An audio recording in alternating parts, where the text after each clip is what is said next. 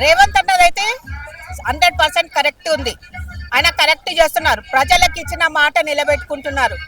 మాట అంటే మడమ తిప్పదు కాంగ్రెస్ అని రుజువు చేస్తున్నారు.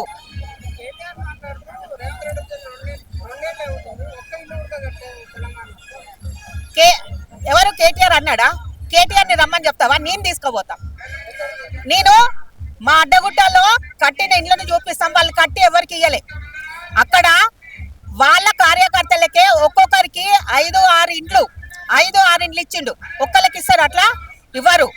ఆయన కట్టిన ఇండ్లు ఎంతమందికి ఇచ్చిండు? తూమ్కుంటలో కానీ దమ్మాయిగూడలో కానీ ఎంతమందికి ఇచ్చినారు? ఇప్పుడు ఊర్లలో అందరికి 5 జాగున్నలకి ఇల్లు కట్టి ఇచ్చినారు. అది కళ్ళు లేవు ఆయనకి.